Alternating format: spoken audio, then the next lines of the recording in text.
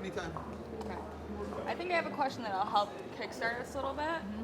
So, with as much experience as you have, could you give us a little bit of maybe a brief timeline on what your career looked like where in the motorsports industry you were working? How it all began was I was working at the NBC affiliate in Columbus, Ohio.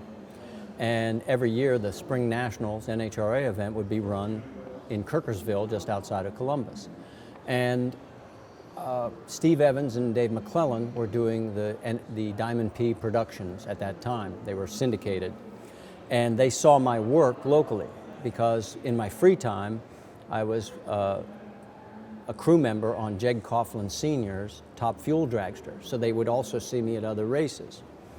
And in 1982, which was basically 3 years after ESPN began, ESPN decided to do their first NHRA drag race.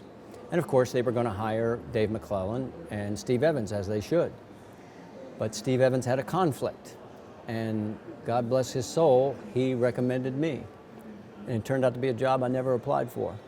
And it just kept growing and growing from that point on to where I ended up working for 31 years.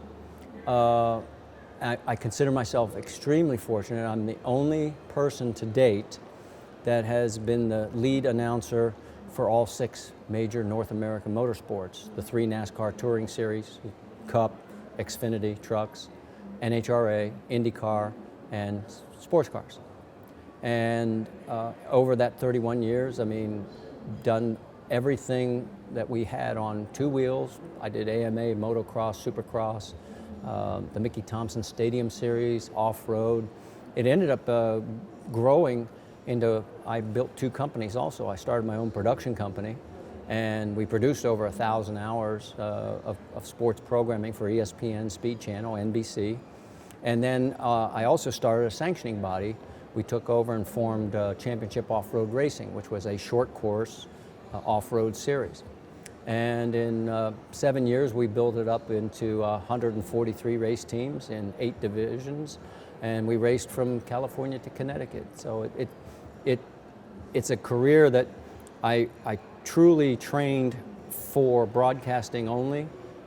As a 15-year-old, I took a tape recorder to the Hershey Arena in Hershey, Pennsylvania, sat in the very last row of the upper deck and practiced play-by-play. Take it home, listen to the tape over and over and over and pick out every mistake. Go back the next game, try again. So, that's what I wanted to do, but as you can see, the 2 companies blossomed out of that as a result. So, your career can take turns that you never expect. Yeah. So what's been your favorite or the most rewarding part of your career? What's been something that you just have thought about, years and years after? The people, especially the ones that are now gone. That's the hardest part of growing older, is seeing the legends of the sport. Probably the one I miss most recently is Dan Gurney. Here's a guy who could have been the most difficult person in the world to work with because he had accomplished everything, and both as a driver and as a car owner and a builder. But he was so genuine, so down to earth, and it's the people, and unfortunately, it's one of the reasons I am involved with the Hall of Fame. I told George and Ron Watson before him, whenever they need my help, I'm here for them, because we need to keep the history alive, and even after all of us are gone. Yeah, that's awesome. A question that I'm interested to ask you specifically, since you've had experience in all different areas of motorsports, from my perspective, I would say that a lot of racers have that same drive for adrenaline, and that's why they do what they do. From your perspective, working in all different areas, have you seen different models of inspiration or different attitudes or anything like that throughout the different areas of motorsports? Sure.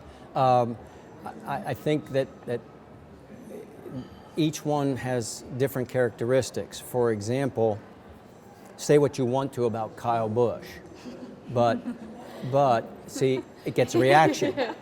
And Kyle doesn't know how to be anything else. I mean, you're never going to change him. He's not going to become a Jeff Gordon who's going to host Saturday Night Live and, you know, be everything to everybody. He is basically Kyle Busch. And then you get the guys like Jimmy Johnson, who is a workaholic in the gym.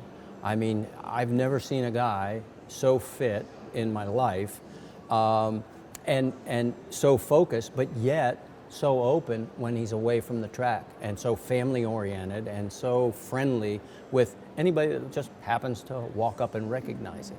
So you have to remember in this end of the business, and there's been times where Kyle said some things about me personally, and I know exactly why he was doing it, because he was getting criticized for something he did against Dale Earnhardt Jr., which you never do in NASCAR. So he was trying to deflect. You just, you know, brush it off and realize, you know, that's part of the deal. And then you have viewers that sometimes are, I mean, geez, with the internet, it's crazy. If you get into broadcasting, do not read the criticisms. If you're not willing to read the criticism, you can't read the good stuff. Yep. I mean, because people are out there, they have nothing better to do than to criticize. So my feeling is, you want to do the job, go get the job and tell me how easy it is for you to do it. And, you know, those kinds of things are going to happen in your career where people, I hate social media from that standpoint. And it doesn't matter if it's being on camera or being a professional driver, or, you know, it can happen in an office building, you know, where somebody is taking shots, because people can do it anonymously. And it can end up being untrue, but yet it's out there. So you just have to be focused on that and realize that everybody's different. Everybody that you're going to work with, whether it's athletics or in the business world, you got to learn how to read them and know, you know, how they're going to react if certain things happen. So what are some tips, do you think, that for a broadcast student or for someone who's interested in getting into the world of motorsport, what are some tips that you would give them, or just words of advice? Okay, first off, dress for the job you want, not for the job you have. In other words, I am not going to come and MC in jeans and a shirt. Secondly, don't be, I'll do anything you want.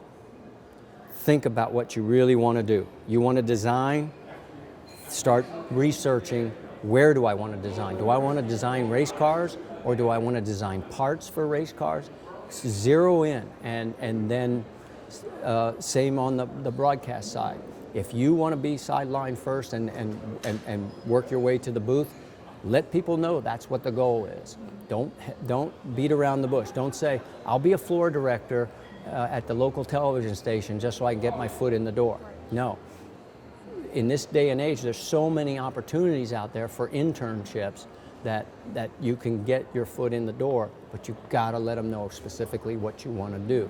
And then that tells me, as the business owner, okay, you know, I can now judge this person on their performance based on the job that I'm going to let them try to do.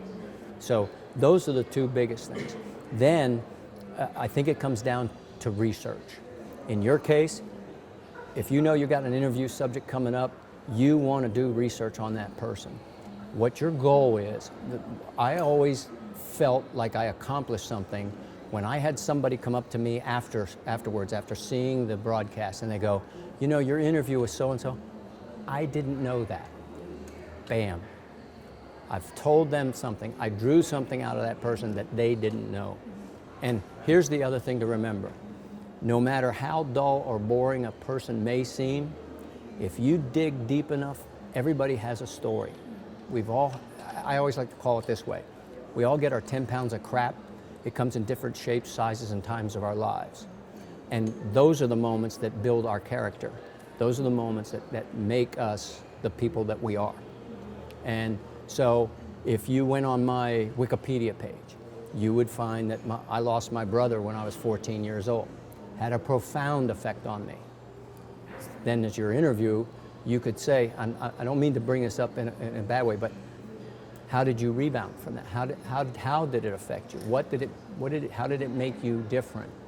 And there's there's always something there. And now with the internet, you have a lot better chance to go into an interview prepared, and so that would be the biggest thing, the research factor. And then on your side, you know, really start putting together some designs right now. I mean, I was taking a tape recorder to the last row of the Hershey Arena doing play-by-play. Yeah. Okay, if you want to design, let your mind be creative. Think about, and it doesn't have to necessarily be a race car, but put some things on paper, and now you can take something to somebody and say, here's what I want to do, and help me get there. And hopefully that would be the ticket. Okay. Time is tight. Okay. Yeah, because we got to Right. be at 8 So o'clock. Can you give them 30 more seconds? The next person Sure. you're going to interview is David Hobbs. And that's my treat to you. Marty's going to give you 30 seconds history about David Hobbs. Beautiful. And he's a gentleman, racer, broadcaster, just a crazy guy. So you Yeah. give him that. Okay. In his racing career, he's Formula 5000 champion. Won in sports cars. Here's the hook. Ask him to explain how he fell asleep on the starting grid of the Indianapolis 500. He actually fell asleep in the cockpit because the ceremonies take so long. And I've driven the rental car, and before we get out of the rental car lot, he's sound asleep. I mean, he can sleep anywhere. So that's your hook. Yeah, But and from there, see what happens. Okay. Thanks so much, Thank Marty. you Oh, so no problem. much. Good luck to both of Thank you. you so much. I remember Thank you. Yeah, I do remember being your age and wondering the same things. And Sorry. no, it's okay. Well, it's being ornery. Go. And it's such an expensive tie. Okay, ladies, I need to you. move my camera back about 2 feet, so I'm going to have you guys move Okay. back Good about luck. 2 feet as well. Oh, you're welcome. Good luck.